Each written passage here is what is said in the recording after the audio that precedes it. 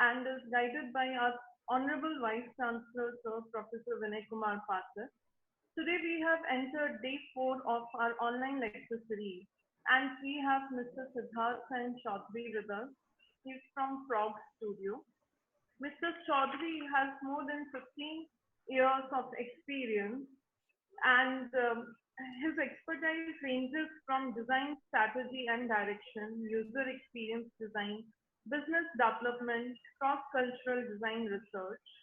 He is an NIT alumni and has more than 15 years of experience in designing interaction and digital experiences across various mediums and industries. He has worked in various industries like consumer electronics, news, media, sports, financial applications, analytics, and has worked with companies like Samsung, Nokia, July System, SAP Lab. Now I would request Dr. Kumar Sambhav to welcome the speaker and take over.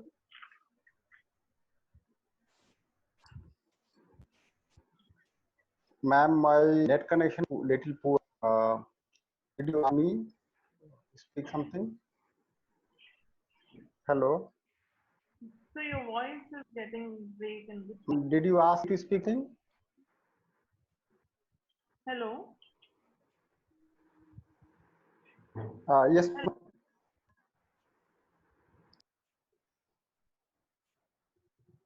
Hello. Yes, so we can hear you now. My connection is still poor today. Anyways, on behalf of PID Noida, welcome to Siddharth. Have to listen earlier also, and I think this is the second occasion when we will be graced by your talk.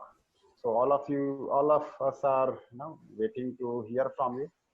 And we had some talks from the academia earlier, and certainly we expect to get some input regarding the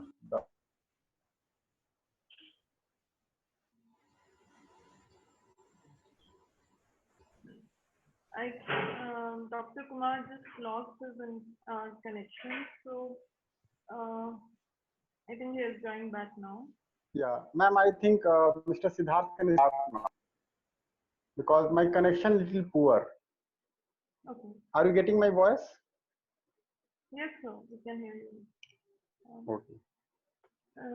Just to mention few things, I would like to mention that we have students, professionals, and faculty members as our audience. And I request everybody to put their speakers on mute. And whatever questions, if you have any, you can write in the chat box. And over to you, Mr. Siddharth. Waiting to hear from you.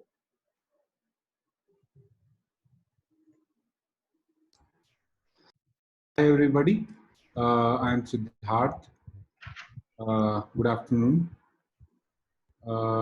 So yeah, today I'll be talking about information visualization, and this topic is very dear to me because this is what I studied at NIT, and I mean, this is one of the I think sessions I took at my Frog Studio for my team members. So I'll just talk about that and just hold on.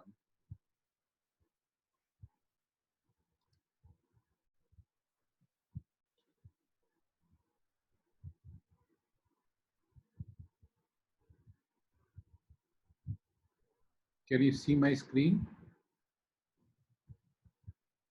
Yes, we can see your screen.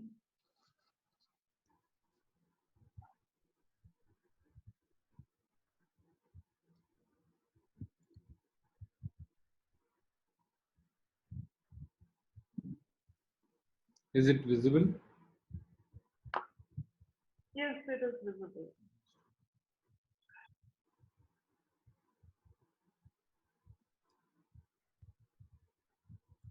Just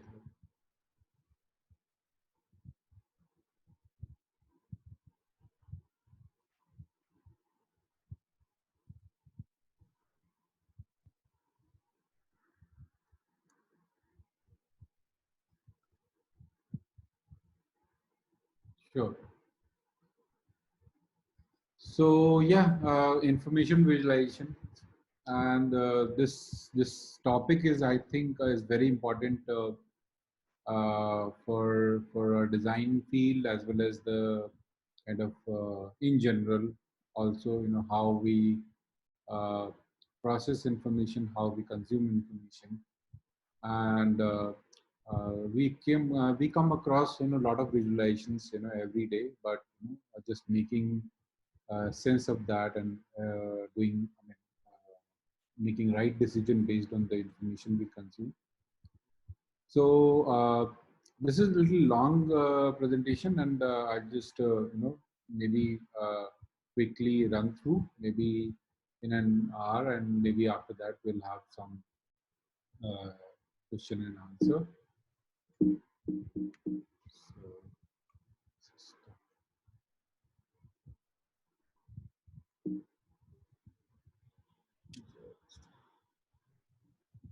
my screen is freezed, so let me.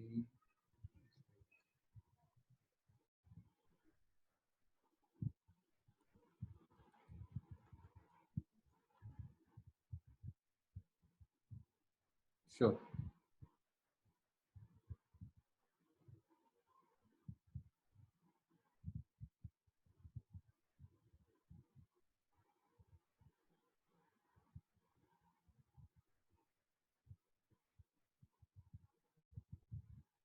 Can you see my screen now? Yes, we can see it. Sure. Somehow I think it got freeze. Okay. Sure.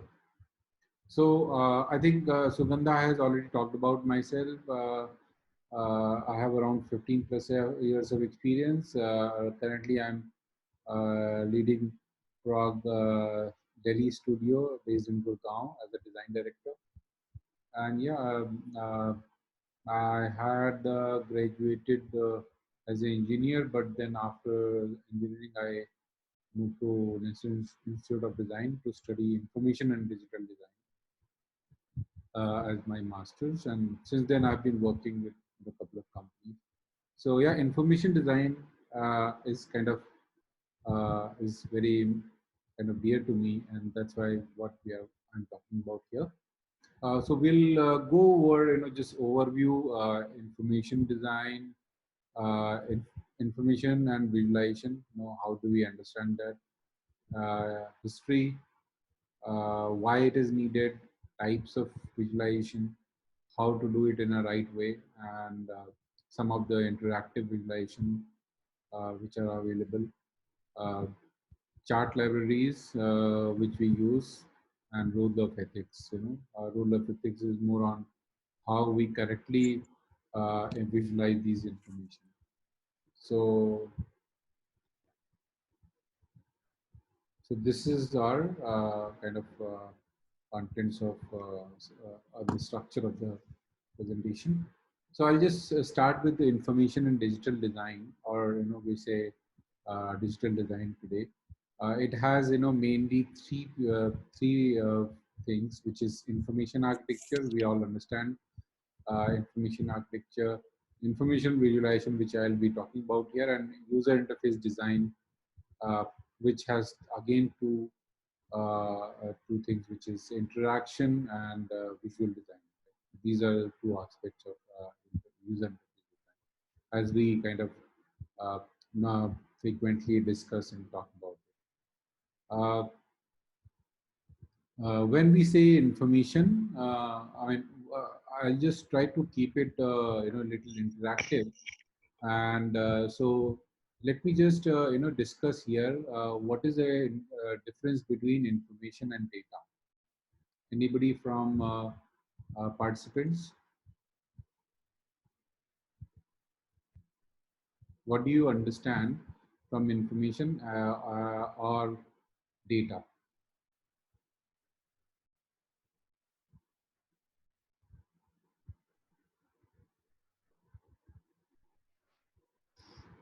So maybe I'll just, maybe explain here. And I would like to understand. So As an audience, we have all the students from our graduate school as well as the masters. Is it right, Sugandha? We have students from both from bachelor's and master's level. We also have professionals and faculty members as an audience. Sure, sure, sure. So I think for graduates, this might be a little advanced, but at least for master students, I think this is very much relevant. And yeah, for anybody else, I think from uh, kind of professional domain, I think it's very important.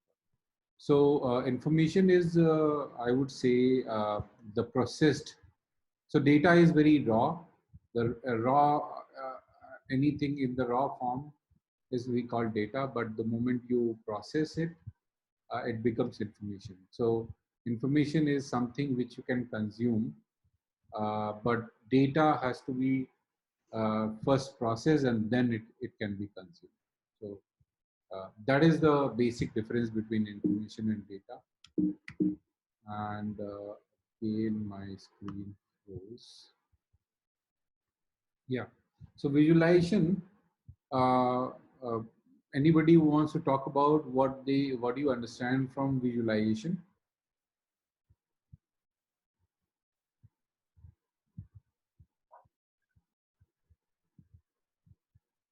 I think so that because it is in online, so people might have different bandwidth and it will be difficult for them to interact this way. So they won't be able to see it. Okay, sure, sure. Yeah, but I was just thinking that if I just keep talking, I think it'll become very mechanical that way. So yeah, I can talk about it surely. So I think visualization is anything. Participants can write in the chat if that is fine with you.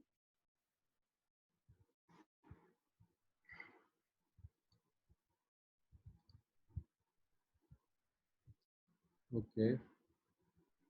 Yeah. So, yeah. So visualization, as we understand, it is a formation of mental image or vision of something which is not actually present to the sight. So it is actually anything which you kind of think as a part of creative activity, right? As designers, as thinkers, anything you come up with as a part of creative activity, which is kind of which you visualize in your mind, and then after that you kind of yeah, you kind of give it a shape or some kind of so some kind of form.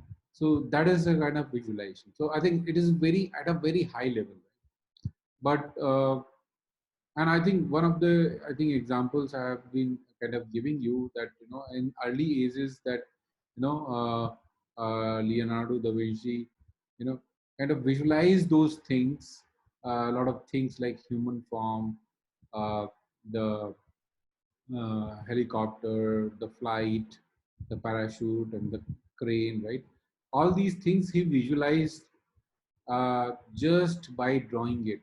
Even that time there was no means of designing these things. These were designed quite later in the history, but he visualized everything by with the help of with his mental image and just drawn everything on the paper.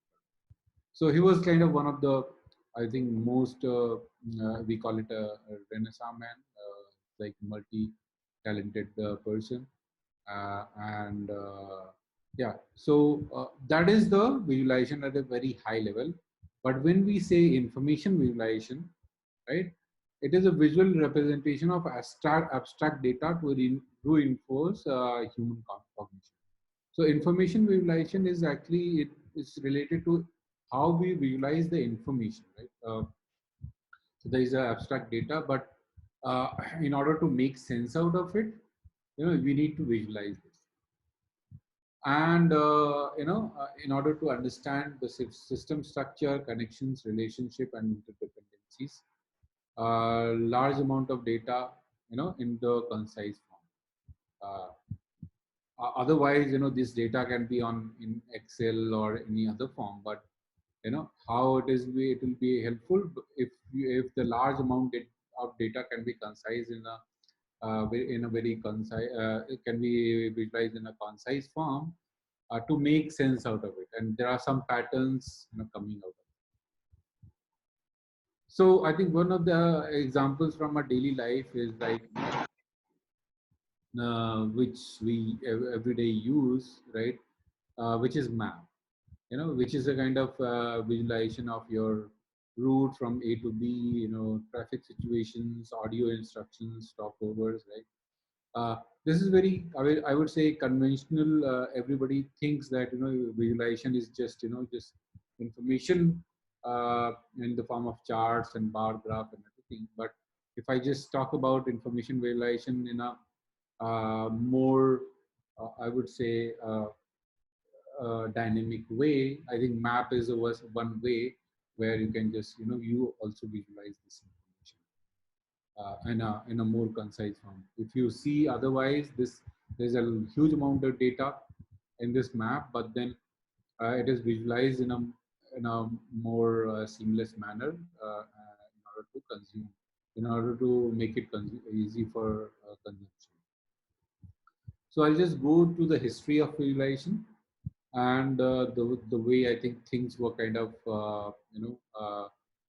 were earlier, and how we got introduced was, so I think it starts from stone tablets from Mesopotamia, 2000 years BC.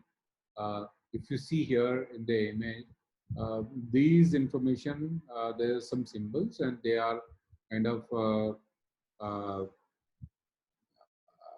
these represent some table, right? So these were the kind of early examples of visualization from Mesopotamia civilization.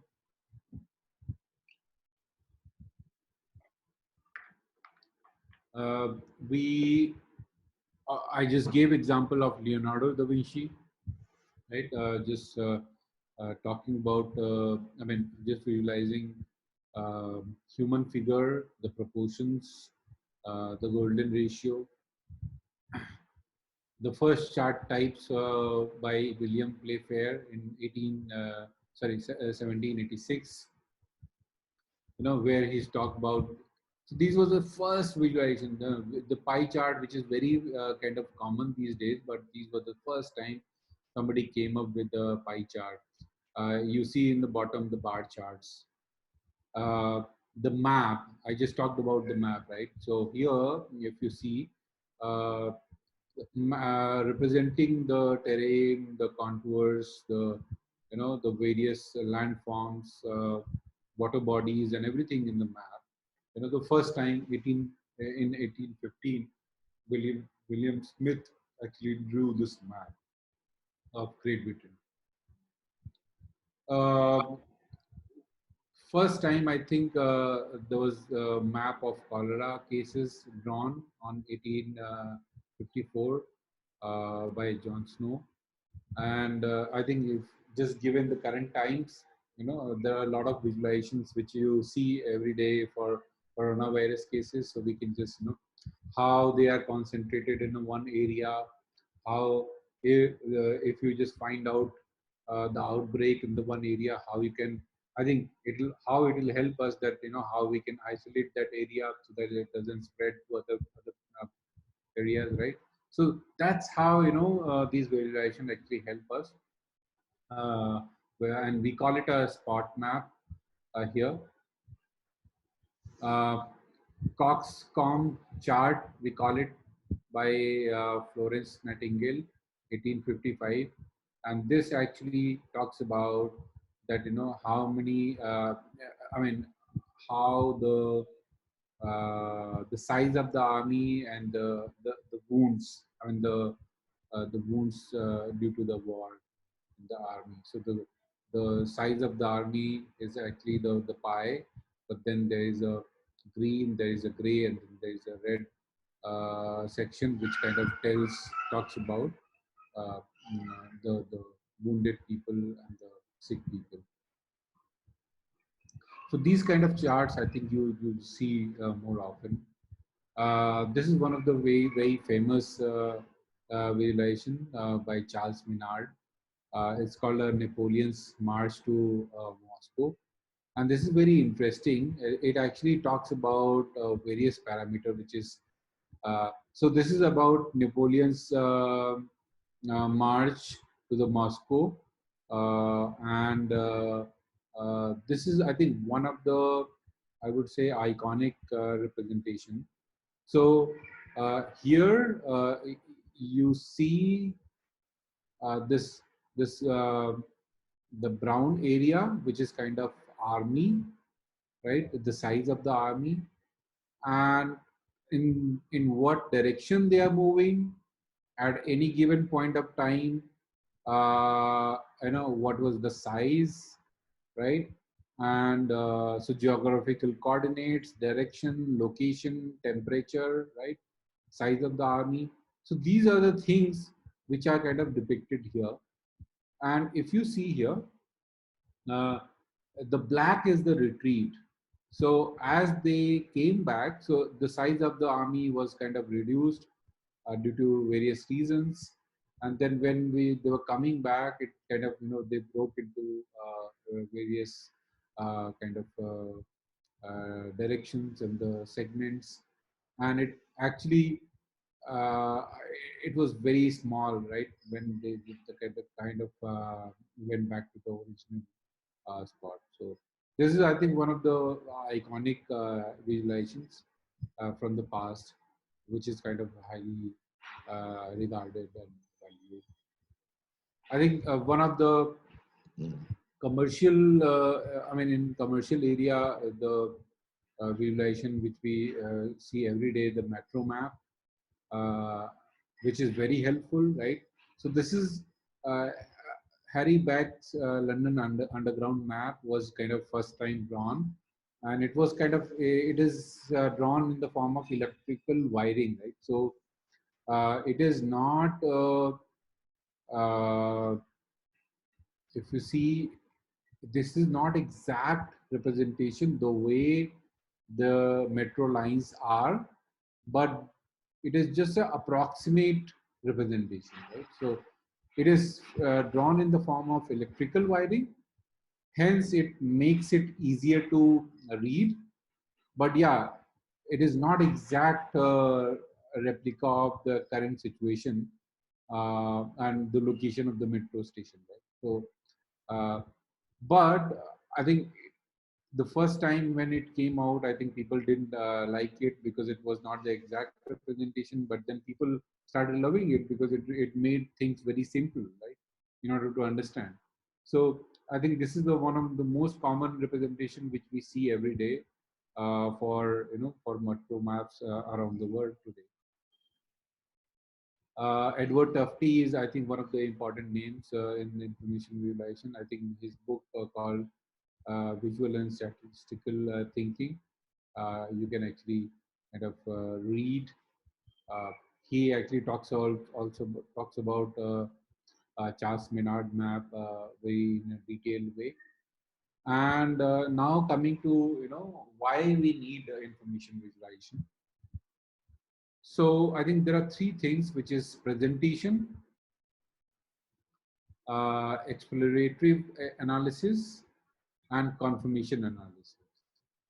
So talking about presentation, which is so the objective is to understand and to pursue. So for understanding or persuasion, right?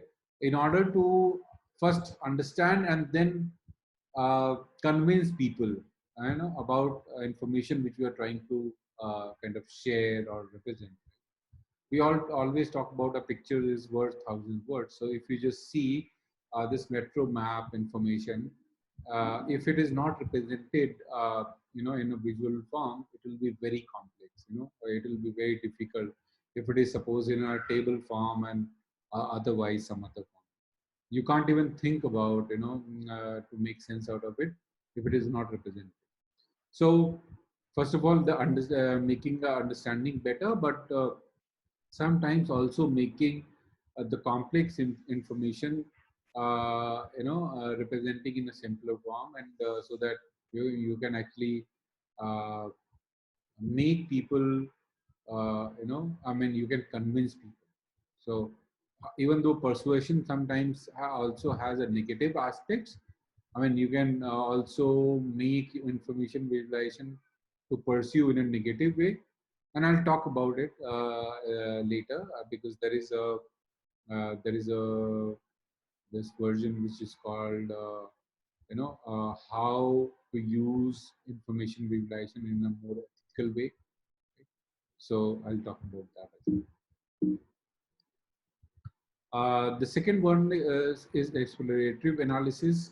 So where we want to kind of explore, uh, kind of to see there are various relationships, and if you see this information here, with the help of color, and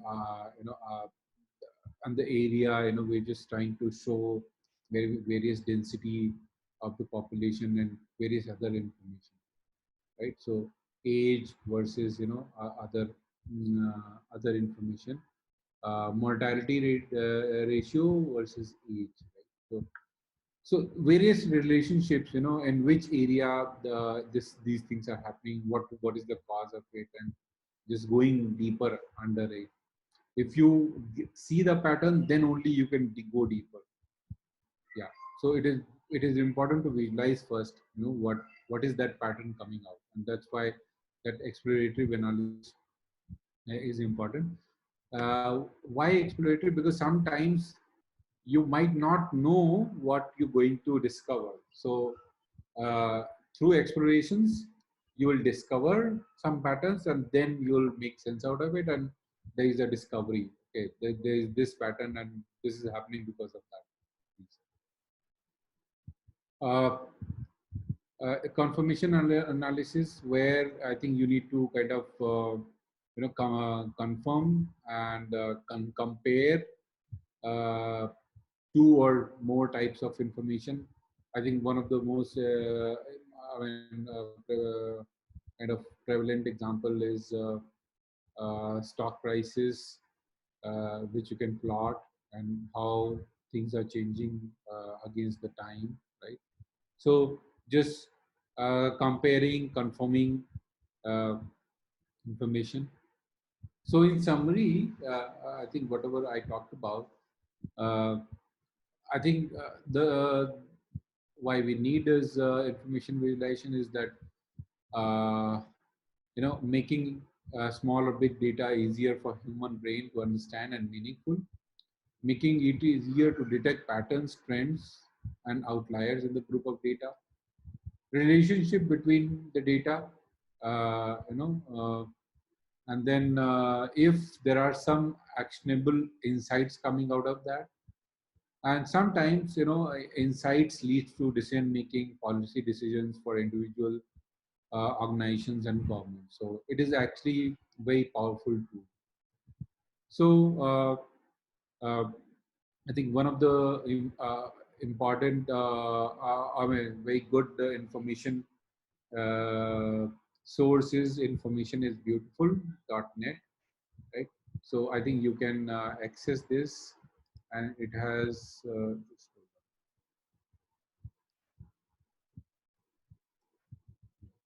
so information is beautiful is actually has a lot of good representation of information which you can visualize, right? And yeah, so just I think it will be good to explore various types of visualization which are available in various clean energy. I think it might also have some information about coronavirus and other things, right? How these things are being visualized. So just I think it will be good to explore this. This is a good source of information here. Information is beautiful.net. So before we go ahead, And my next topic is types of information visualization. Is there any questions which we can discuss or I can answer? We can take question answers at the last. Sure, sure.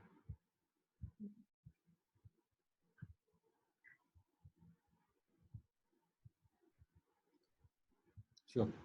So types of information visualization, it has 5 types, which is temporal, hierarchical, network, multidimensional, and geospatial. Uh, Temporal is actually a linear representation, mostly one-dimensional, right? And some of the examples are scatter plots, polar area diagrams, timelines, line graph. Examples here you see, scatter plots. So in the space, you're just representing the data as, dots, which dots represent the size of the data and the color. Polar area diagram, I think we just saw one example. So in a pie, you have 3 types of data, and over the period of time, it is those 3 sections of the pie are kind of changing. So you know that how things are kind of changing over the period of time in the context of I think in the context of time. So each pie represent one time duration. Timeline, I think we all know, and the line graph, which is kind of shows the trend. Hierarchical, which is kind of order groups within the large group. So it is just it shows obviously the hierarchy, the structure, and how things are kind of placed. So I think tree diagram, ring charts, or sunburst diagram are the best examples here. Uh, I think tree diagram we all know here. Ring charts. So ring chart is nothing but just like you can say pie chart, but just it is not a complete pie. It's just a ring, right? So that is it. But if you just keep the same ring and you just further divide those rings. So if you see there is a central ring, and that there are sections which are further divided, right? So uh, and if and that is kind of hierarchy which you're kind of finding for that particular data. So this is called a sunburst diagram. Yeah. Again pi, and then further dividing based on the hierarchy. Network. So network is, I think, the connections are demonstrating relationships, right? So some of the examples are matrix chart, node link diagram. A matrix chart, I think, is very easy to understand. I think you have 2 axes, time and category here. The size of the bubble will show the size of the data, right? Node link diagram, I think the random connections which are kind of formed. Uh, Word count, the tag cloud kind of thing, and alluvial diagram. So these are the network, and the next one is multi-dimensional. So multi-dimensional has a kind of 2 or more variables to create a kind of 3D type kind of data visualization. So examples are pie charts, Venn diagram, stack bar graph, histograms. I think these are the things which we use most often. So pie chart, Venn diagram. So superset, subset, right? Stack bar chart. I think we use most often in the histogram. And geospatial, real life physical locations, or I think overlaying familiar maps with the different data points. So I think maps fall into this category, and we have flow maps. So I think very common visualization which we see every day is like, flight information from where to where, the flights are going from one location to many different locations. Uh, Density map, uh, again cartogram, again not a cartogram is not a kind of exact representation. So if you see, this is a map of US, but this is again not an exact representation of US map, but it's just some approximation uh, with the help of, so all these tiles put together. And then the heat map, I think heat map, it just shows the, so the red area actually shows the density. Here, I think the heat map, if we just take literally, I think it just shows the temperature throughout the year, but then heat map could be the density of the data, in that, in particular area. So that is called the kind of heat map. How to do it a right way? So like, we have a design process, right? So there is a small process also for this. So normally information visualization is a subtopic. uh, you might have a project where information visualization is one of the things which you need to take care. So your design process is the same, but for information visualization there is a sub process, a small process, which is target. I mean, first identifying who's the target user, find out, do some qualitative research that, what is the need of that user, what kind of data visualization is needed for that particular user, and then exploring, you know, visualization techniques. We just talked about, various visualization techniques in those 5 types. So just exploring which visualization technique will be the best, and then I think exploring all the chart libraries. So chart libraries, a lot of times,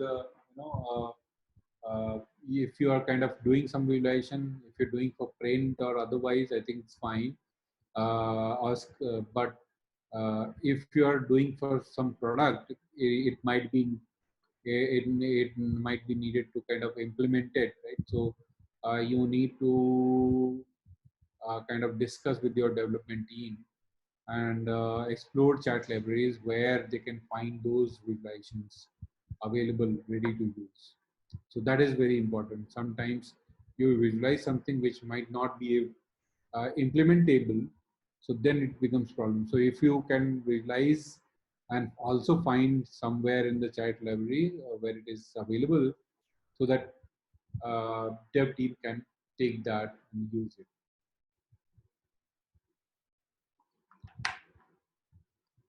So this is mainly in the digital domain, where you need to have it available online. And then visual elements. So, talking about maps, graphs, how to decide the color, contrast, and the size, and various other, visual hierarchy and visual elements. So this is a simple 4-step process, which kind of needs to be followed for uh, doing it in a right way. And for example, I'll just tell you uh, a bar chart, when to use and when not to use. So when you have to compare two or more values in the same category, uh, you have to, you have to use it. And a lot of times, there is a confusion between bar graph, usage of bar graph and pie chart. So if you see pie chart, there are 3 sections like desktop, mobile, tablet. The same can be also represented with the 3 bars, right? With these values, sorry, just hold on. So with these values, the same can be represented here, right? But the bar graph is only used when you have to compare. So over the period of time, how the data is changing, you have to compare that data. In that case, you need to use bar graph. You need to visualize, as I said, continuous data, which is kind of over the period of time, and category you are visualizing only has one value associated with it, which is kind of here it is at cost or previous period. So this is like cost is the only thing. So cost versus the time. Uh, so best practices, I think, use consistent colors in the labeling, and I think try using uh, these consistent colors with the proper legends. So if you see here, if we have two colors, but if you try to use more than two colors, and you don't have proper unique colors, then it becomes very difficult for legends. And I think it here, like here you have in pie chart you have a very distinct color, but if you have a shades of blue, it will be very difficult to identify which shade belongs to which legend, right? So that kind of problem it can create if we don't use that way. In the case of line chart, since it is used for trends, patterns, fluctuations, right? Compare different and related set of data. I think when you should not use it is like when you have to demonstrate in-depth depth view of data. So this is like just shows the trend, but it doesn't show the in-depth. I mean, it doesn't show what is the value. It just shows the trend, that how things are changing. So any deeper analysis can't be done. It just the line chart is actually most useful only to show the trend. Again, use of different colors here, for the legend. So here I think you have distinct color, but if you use the shades of the same color, suppose green or blue, then it can, I think, and if you have more than 2 to 3 lines, then it becomes very difficult to identify which line is which and what data is corresponding to which line. Pie chart, I think it is used when you're, again, there is a comparison, but comparison as a part of whole, right? So you're comparing data as a part of whole, then the pie chart is important.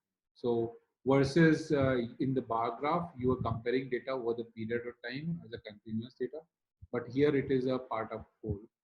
So that's how these things are kind of these visualizations are decided, and it is very important. I think this gives a very kind of direct information for user to understand and see how things are placed without much explanation. I think when not to use is like you want to precisely compare the data. So if you have a very small pies of, suppose there are many small pies, then it becomes very difficult to compare, which one is bigger or which one is. So if you are if you want to kind of compare very precise data, then it becomes a little prominent.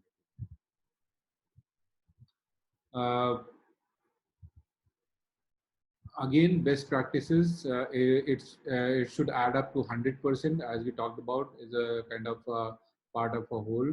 So it should add up 100%, and I think best case we should use 5 categories to represent in the pie. But yeah, we see a lot of examples where there are more than 5 also. But yeah, if you are able to visualize it and have a distinct color in a proper way, I think should not be a problem. But the ideal case would be the 5 categories, a 5 set of data represented here. Scatter plot, I think where you want to show relationship between two variables, and you want to compact data visualization.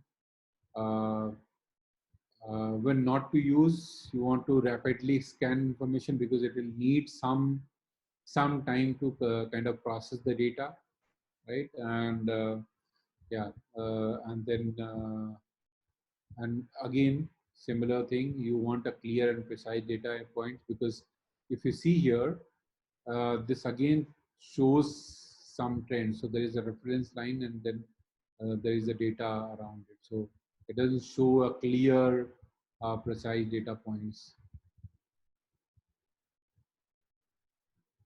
Best practices, don't forget to start at 0, and stick to 1 or 2 trend lines.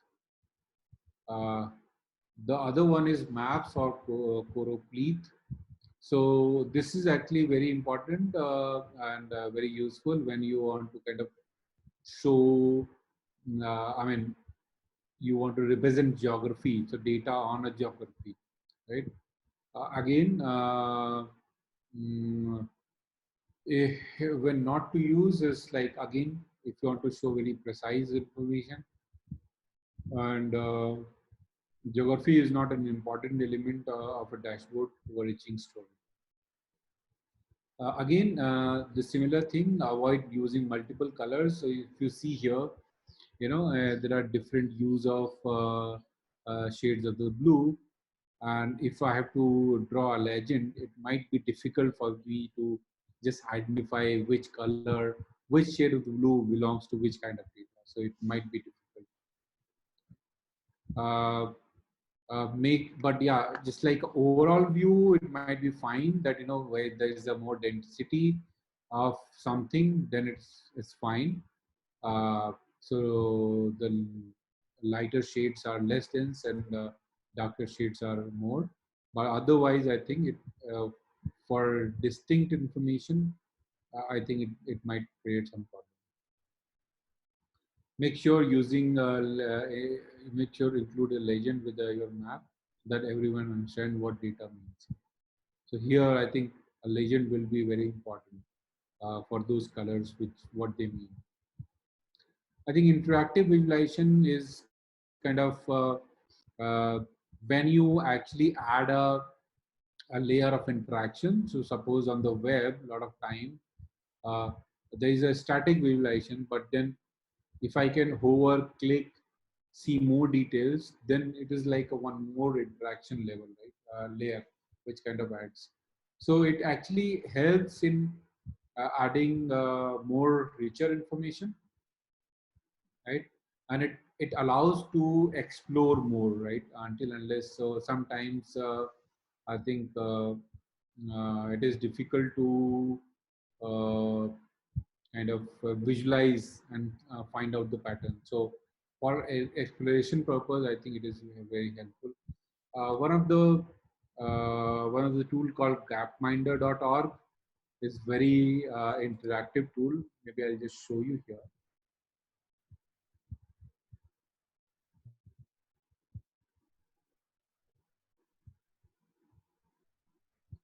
So just hold on. So this is, I think, one of the best interactive tools which are available.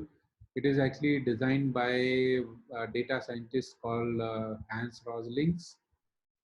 And if I, so here, if you see, there is a life expectancy and there is an income, right? So there are various parameters here, which you can select and then see the how it kind of it results in the visualization, right? So this is the tool kind of it is a more of an exploratory tool. You really don't know what you're going to explore, but it just shows, it just allows you to explore any kind of data. And the data here, which is actually taken from UN. So if you see, there are different bubbles, where so this is India, this is Thailand.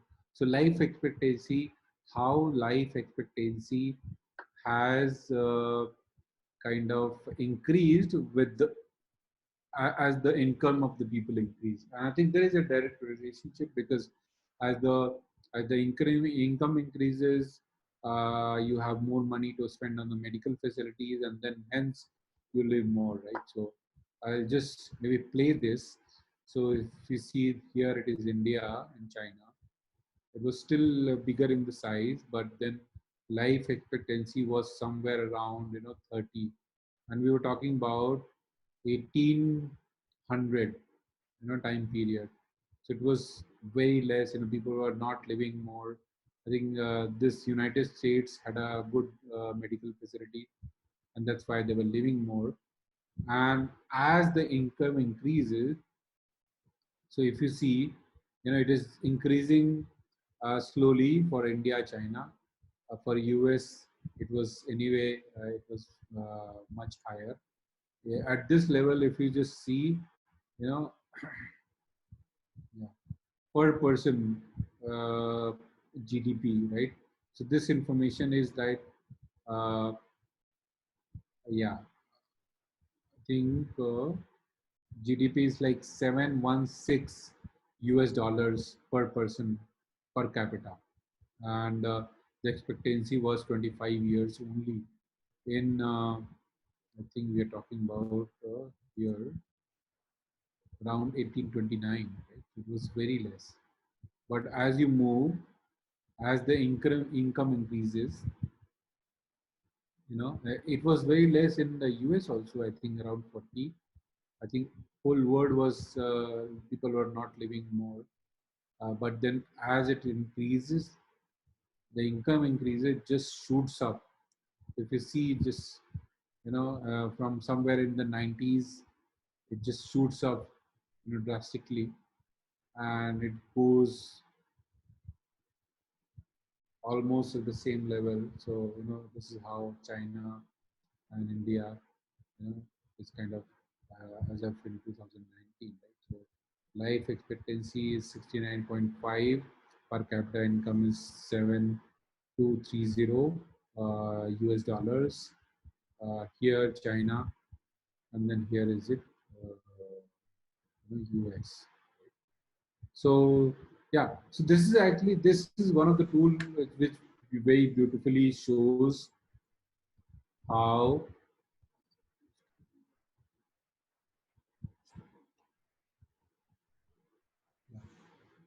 shows how you can explore data, find out those patterns. So I mean, what happened that during 1930s, it shoots up because you know and after that, because of maybe industrial revolution, a lot of manufacturing, people started making more money, right? Economy opened, and then people started earning more. They could spend more on the medical facilities, and then yeah, that's how it kind of improves. So it actually opens, and it has many dimensions. So if you can select life expectancy right now, I mean, there are many other features versus. So it is very flexible, and you can just compare two sets of data and find out those patterns which are coming out, which is and it would be many other many different patterns which have not been explored. So it just open for exploration. I'll just talk about him a little bit. He died, I think, 2 years back, and but I think he is one of the most regarded data scientists. Hans Rosling, Swedish physician, academician, public speaker, and I think his work in through Gapminder, he's tried to kind of create a lot of those patterns, models, and the data which you saw is the data of UN. So he actually drew a lot of patterns and then made it available for governments and organizations to make an informed decision, right? And mainly uh, in the case of healthcare and public safety and other things, I think he has done a lot of work. That's how it is very much kind of his work is very much regarded. So I think Melinda Gates and Bill Foundation says that to have Hans Rosling as a teacher is one of the biggest honor in the world. Hans Rosling doesn't consider himself as an optimist or a pessimist, but rather a possibilist. So I think just explore. His work is amazing. As you'll explore, you'll know more about him. And there was a video which maybe you can explore. I think we are just nearing the time, so maybe I just skip a little fast now. I think one of the examples I was talking about, the interactive visualization is Flight Aware, Flight Tracker. I think one of the Indian examples, the rail radar, which you see today, it shows which are the trains late, which are on time. The green ones are the on time, the red ones are the late, right, on the map. This is one of the interesting examples where it shows that at given time how people are spending their time. So right now it is sleeping, but then these dots actually move very fast, and you know as the people are going to the work, and so it's a very interactive way of visualizing how the population is moving from one activity to other with the time. So just let me see if I have the link. I don't have a link ready right now.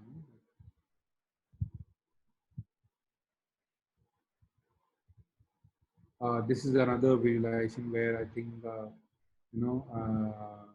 how many unique words artists have used in their lyrics. Yeah. So unique words from 3,000 to 6,000 words. This is another visualization of Manhattan. Yeah. So population in that area. So these may, and again, this is the interactive tool. You can actually search and find. Uh, uh, and these red minars are actually the highest densely populated area in Manhattan. So normally the Manhattan area is very populated, but then there are even more concentrated areas, where the population is more. But there are many other things which you can explore also. Uh, if we just type Manhattan population explorer. So yeah, these were some interactive examples. I'll talk about some chat libraries. I discussed that, right, during the process, that when you visualize about the different techniques, which kind of visualization will be helpful, you explore chat libraries. So there are different chart libraries which are available, Google Charts, where you can just find these different types of chart and which way you want to kind of sometimes if you're kind of getting confused that you don't know how to represent data, maybe just go explore those different types of chart, and then you might get the kind of desired chart which can represent your data in a most perfect way. A high chart is one example. So I'm just talking about some top chart libraries. So Google Chart, High Chart. Fusion Chart is actually one of the Indian. Uh,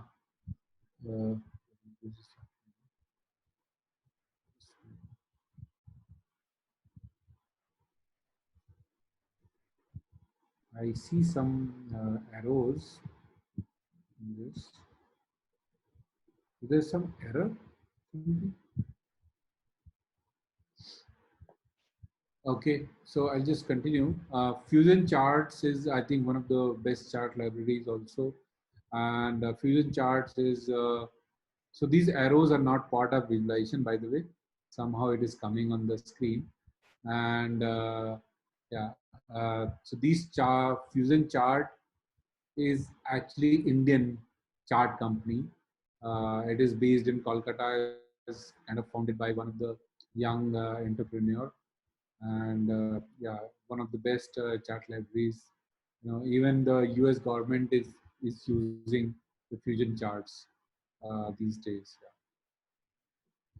And then there's another one called D3, uh, which is another chat library. It is actually is good GitHub. A lot of us are kind of aware of GitHub.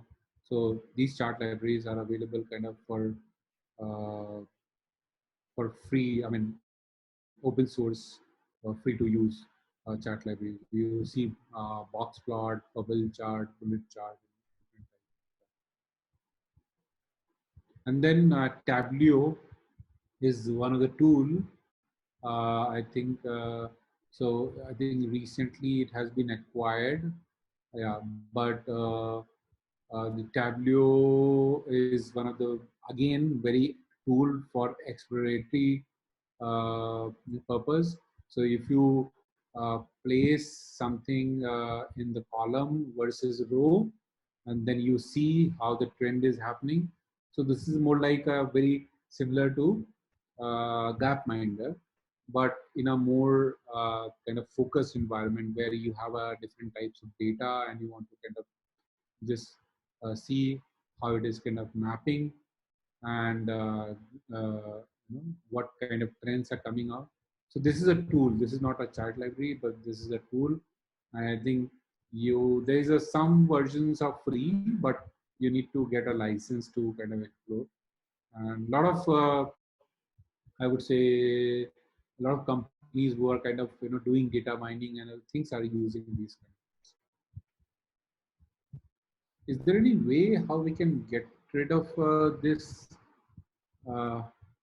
arrows, Sugandha? Jitendra sir might help in this. I don't know. Jitendra sir might help in this. Okay. Jitendra ji, are you there?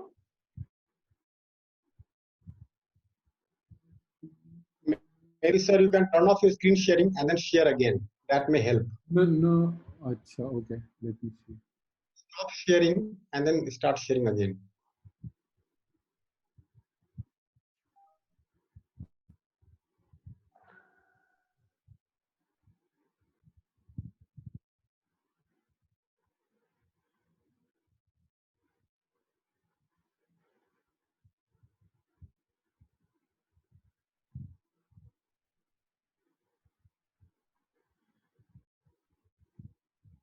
Is it visible to you? Yes, it is visible and the Yeah, arrows are. visible. Yeah. Thank you.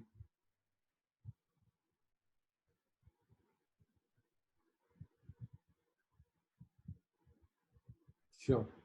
So I'll just briefly talk about role of ethics before, just closing. I think it is very important topic how we visualize information in a ethical way, because I think otherwise you can mislead people, right? Because everything when people make their perception based on the information, they can be misled also. How a different a wrong representation of data can mislead people and mislead masses, and it has happened. I'll just give you I think some of the examples here. So just talking about oil is most valuable asset on the earth right now. I mean, oil has been, but if you see today, and Saudi Aramco is one of the the most richest company on the earth, which is kind of having that oil. But as things are changing, the data has surpassed the oil in value, and we all know that Google and the Facebooks are the companies who have the data of almost entire planet, right? So yeah, so I mean now I think data is most valuable asset on earth, if I talk about.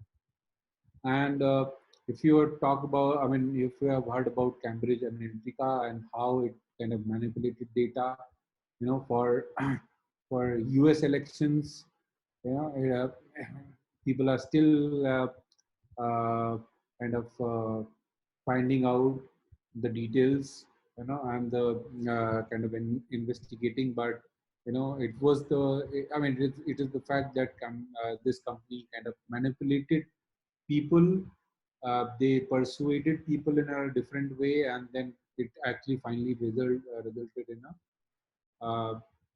a different election result, right? So yeah, so it is very powerful tool. I mean, we are talking about changing the governments, at a different level, right? So it is happening through persuasion. How you can just misinform people. And I think one of the examples is Brexit. If you see uh, that, I mean, 52 versus 48 was the share, right? And if we just talk about 2% here and there, only just 2% of the population, right? It just the result changes. So, and that's how it is. That's how it is vulnerable. That and that's how these companies like Cambridge Analytica have used this, in visualization and information data as a tool to persuade people in a wrong way, and they just focus on set of people who change from one side to another, and then the whole result actually changes. So uh, I mean, it was more like a discussion that how do we prevent ourselves from being persuaded. It is actually quite detailed discussion. How we can be more informed when we see, or we see some data or some representation which kind of shows some trend. I think be double sure, be double check from the sources, how where it is coming. But it is very difficult in today's age, because in a digital age, I think as we have become more informed, we have also been very susceptible to being to get misinformed as well. So it is difficult as at the same time how to get prevented from being persuaded, because sometimes it works at a subconscious level, right? How this persuasion techniques kind of work. uh, so yeah, I think one of the important discussion was that how startup founders, handling big data, understand the implication of wrong use of data, right? This was another discussion topic, because sometimes they are so busy in the representation of the data and various other things. uh, and I think every e-commerce company, every I would say digital company today tries to visualize data, uh, finds out the way to reach to customers in more different and new ways, right? So that's how they try to visualize in a different way and try to find patterns. So, but it is important that to understand that how this big data can also be used in a wrong way, and what are the implications. Sometimes you really don't know the implications, you just visualizing it, and it might have a very adverse effect on the society. So I think in importance of ethics, there's a huge role of ethics in the visualization, and I'll just talk about three things here, which are ethical challenges which we face today for visualization work. One is visibility, privacy, and power. So visibility is that making uh, unvisible visible, right? Sorry, making invisible visible. Things like hidden labor, hidden uncertainty, hidden impacts. So sometimes people try to hide what kind of labor, something like companies who kind of using cheaper labor, uh, maybe not exploiting, or maybe child labor, not following the environmental guidelines in a proper way, and destructing the environment, right? So all those things, how they will utilize their data and what they hide. It is important to unhide and make those things visible, right? Privacy, I think, encourage small data. So sometimes, the small data which has a lot of value is hidden, uh, and bring the human characteristics. Sometimes, you know, sometimes people try to, in order to hide, they try to make communication in a difficult way, and communicate in a difficult way, so that it doesn't tells the complete story in a simpler way, and they try to obscure uh, that data, right? So that is another challenge we all face, today. And the power, I think, challenge structure of the power, which is support data due process, the guidelines, uh, be act as a data advocates, and discourage unethical and ethical behavior. Right? So these are the things, I think, which are very important. And I would say that this is just a this was a kind of little uh, lengthy presentation, I would say, and a lot of information in one go. But as you explore, dig deeper, I think you will be more informed in utilizing, these things in a proper way. I think some general guidelines of data collection is that be aware of selection bias. What kind of selection focus group you collect data from. False or irrelevant information, moral pitfalls, misleading graphics, and these kind of things. I'll just give you some examples here. You see a graph here and how it can be misled. It is the same information in all three graphs. Uh, the intervals on the y-axis, the way they have y and x-axis, the way they are placed, it actually shows the trend of the graph in a very different way. So while the middle one shows the upward trend, kind of with a high growth, the bottom one shows the upward trend with a not so high growth. It's like a, but the data is same, almost same, right? So the intervals are also very similar. So how we choose those intervals, we can, and this is what I'm talking about.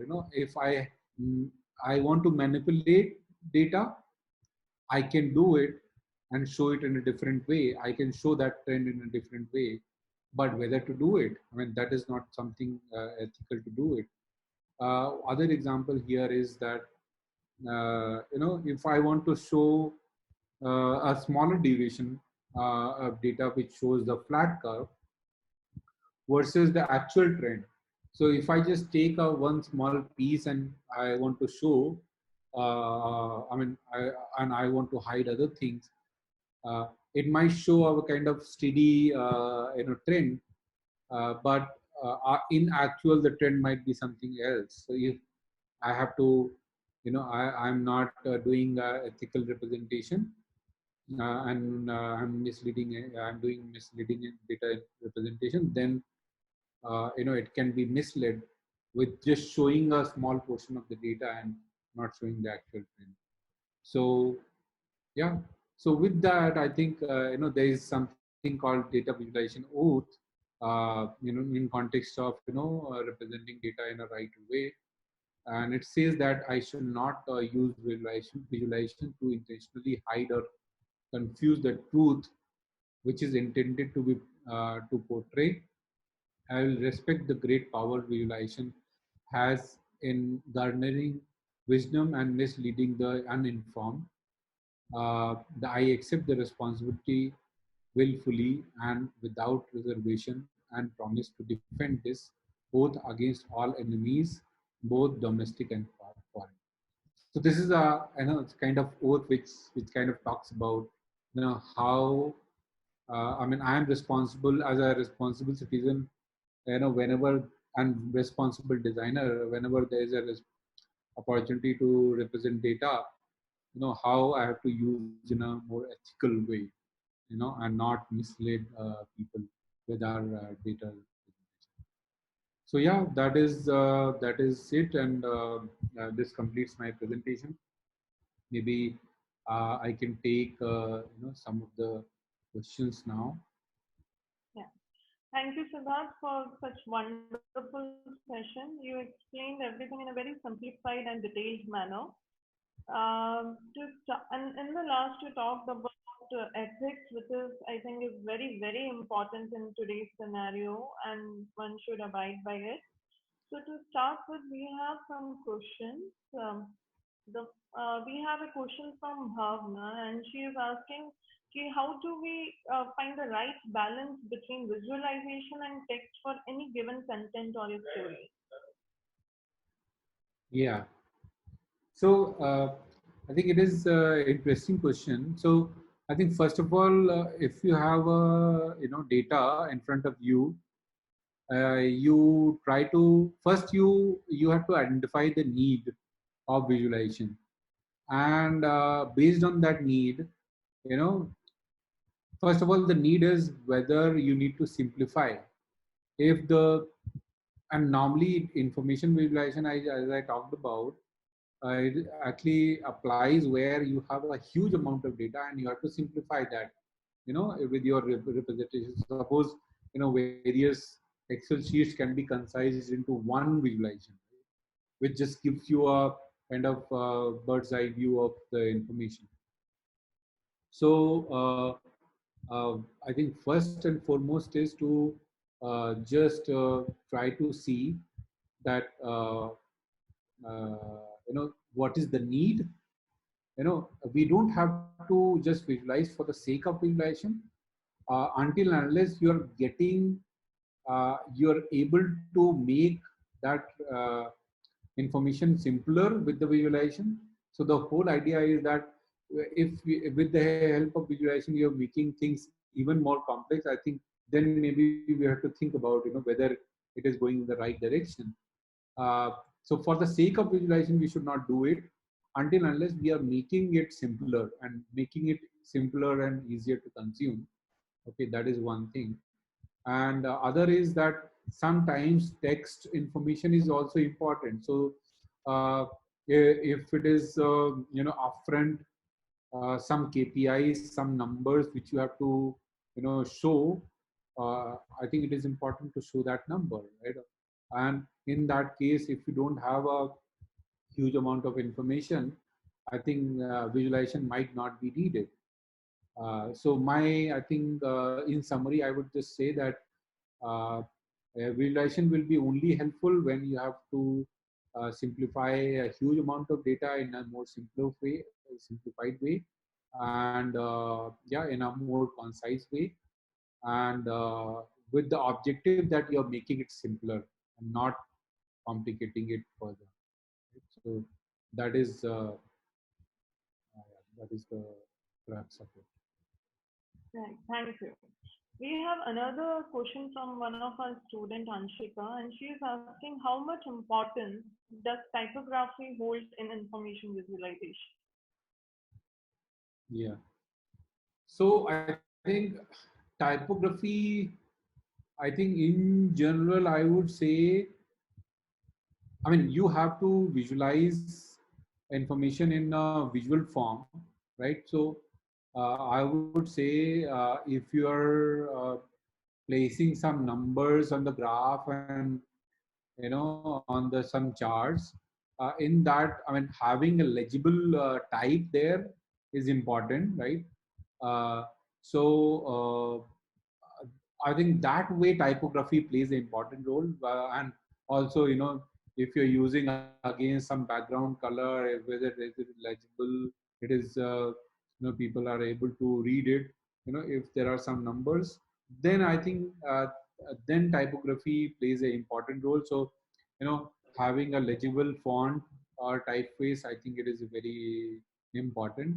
Otherwise, I think visualization per se, I think because it is a more of a visual representation, it has less priority, I would say, right? Because it is the focus is on visually representing the data, right? But yeah, if there are some numbers to be represented, finding out those most readable and legible typefaces to kind of represent. Right, very well answered. We have another question from Abhishek, and he is asking if somebody wants to make a career in information visualization, so what would be the way forward for it? Yeah, so I mean, we all talk about, right? I mean, we all talk about big data today, data scientists, the people who are kind of mining data and doing it, right? So information visualization, so that is the technical part, the data scientists who are kind of analyzing data and trying to, with the help of AI and other things, they are kind of making sense of it, out of it. But then information visualization is a more, I would say, the representation part. So in that, I think designers have a kind of a very important role to play. And information visualization as a field in India has not, kind of taken a kind of is not very, I would say, popular, but it is part of our user experience design domain. So as a part of interaction designer and visual designer, you are expected to visualize information in a more meaningful way. So as a part of UX design, I think you are expected to have you know the understanding of information visualization. Yeah, but I think in abroad, I think there are more focused areas and the disciplines where information visualization is very much helpful. So suppose you're working with any data analytics company, and as a designer, I think your most of the work will be about visualizing that data. But suppose you're just working for any software company where data visualization is one of the needs. Suppose you're doing the dashboard where you need to show some trends and some visual representations. In that case, you might need to visualize the data. But then uh, the role of visualization might be less there in any software versus the software where it is all dealing with the big data and trying to visualize the data and other things. So for example, uh, I just talked about information is beautiful, right? So information is beautiful is actually visualizing the data, more and more, as they get more data. So it's just such a rich information, a rich source of data, and as you will explore more, I think you will get to know more. So maybe I can uh, just ping this here, and you can explore more here. Okay, fine. We will definitely explore this Yeah, next. yeah. Yeah, but There is I would say, I mean, information visualization is one of the key things for a UX designer to have, because there are always there are opportunities to visualize the data. Sometimes it is not possible to convey with the just tables and other things, and those opportunities we have to we have to find, and wherever needed, I think we should also utilize them. Okay, thank you. We have another question from one of our students. He is asking, while choosing the visualization technique, which of these takes precedence? The type of demographic for whom the data is being visualized, or the content that is being visualized? Which one is of more priority? So I think demographic is also a part of content, right? So demographic is actually a data only, right? So we are trying to visualize different types of data, and demographic could be one type of data, right? So that's how I see. So in totality, if you think you're representing that data, or content, if you talk about, right? And uh, so for me, I would say demographic is one type of the data, and uh, I think it is what she's trying to say is that the technique of visualization versus the data. Is that right? Because I'm not getting the question rightly. Because demographic is one type of the data, right? Yeah, Basically, he's trying to denote the population for which we are trying to denote the data and actual data. So population will be one data, right? So that's what I'm saying. Population will be one type of data, and maybe I'll just try to answer, right? That uh, so technique is actually later. When I talked about the process, maybe I'll just refer again, right? So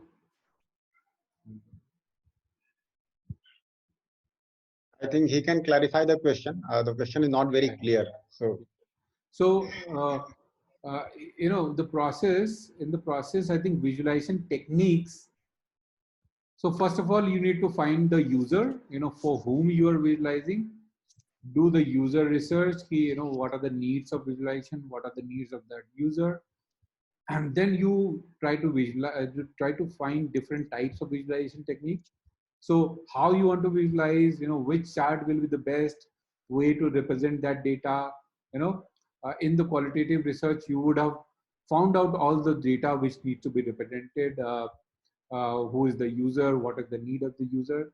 So now with that, you need to explore all the techniques which needs to be explored for that visualization. And then comes the visual elements, right? So if it is a chart, or if it is a, suppose bar graph, or some, scatter plot, or map representation, when you find out, then how with the help of visual elements, you can depict that data in that particular chart, or particular visualization. So this is the process I was just talking about. So visual, so it is not one or other. So not over the content versus the technique, rather than it is a process. So first of all, finding out who you are representing for, what is that data, how I can visualize that, which way, and then with the help of design elements, how you can better depict. right. Moving on to the next question we have, how can we eliminate the uncertainties associated with the data through information visualization?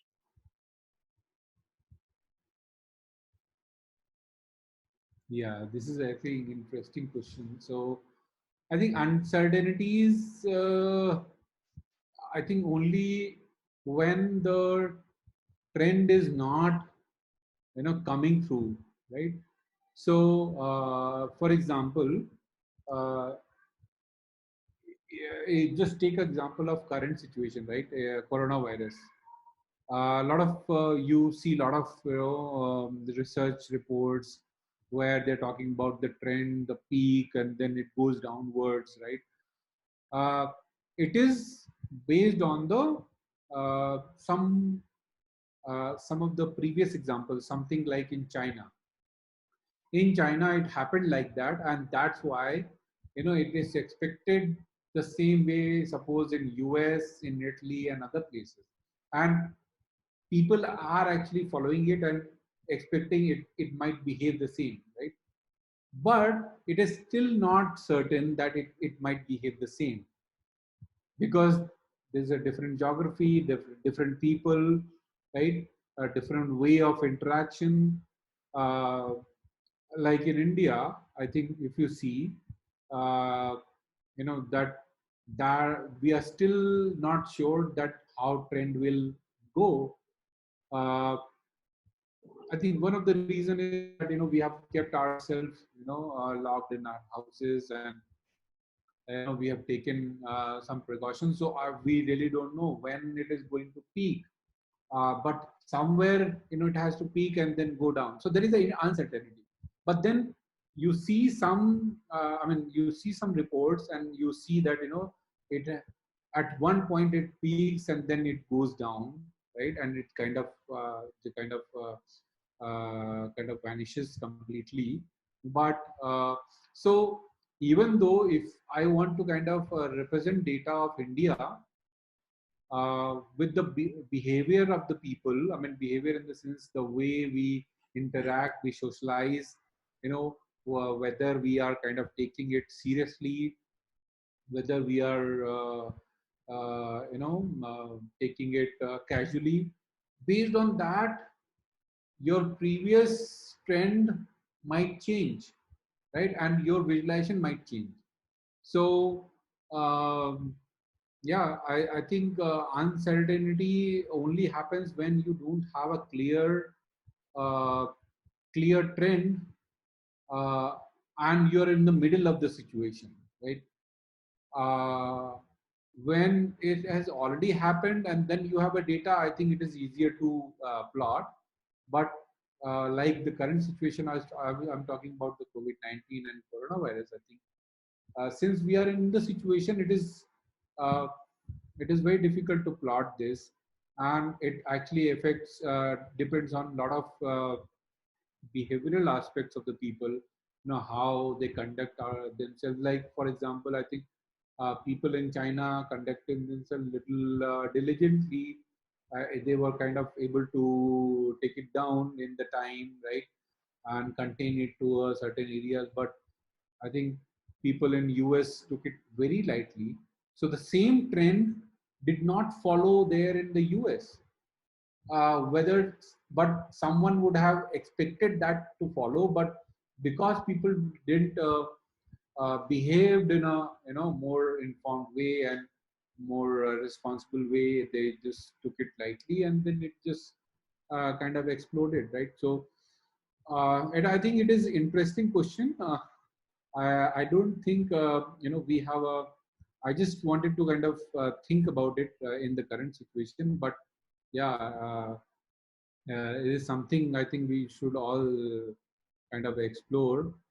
So as we talk about data, I think uncertainty with the data will always be there, right? So even if you can find some pattern, but then there might be in the new situation, new setup, there might be different types of pattern.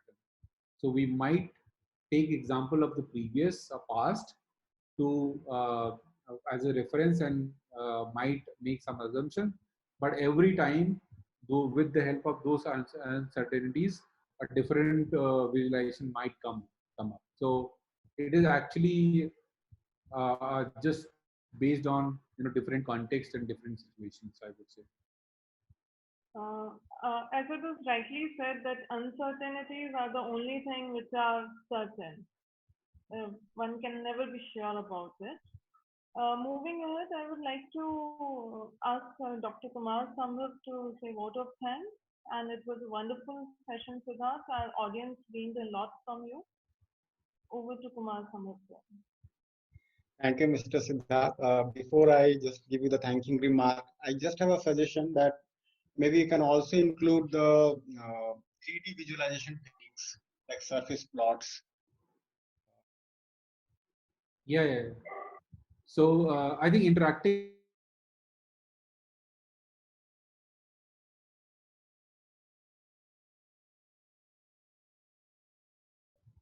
Thank you, Mr. Siddharth. It was a very concise and precise presentation from your side, and lots of things were discussed in such a short duration.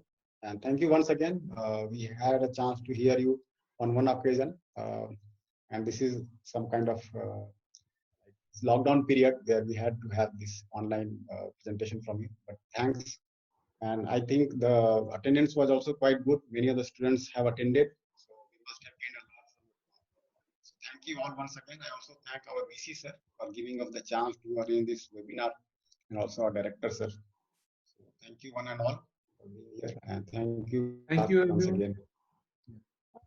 Thank you, everyone. I just want to remind that we also have, tomorrow also, we have a very interesting talk by Mr. Shailendra Jaiswal on meeting disruptions in industrial production post-COVID. So do join tomorrow at 4 p.m. And thank you for being a wonderful audience. Thank you. Thank you, everyone, for joining the session. Thank you. Thank you all.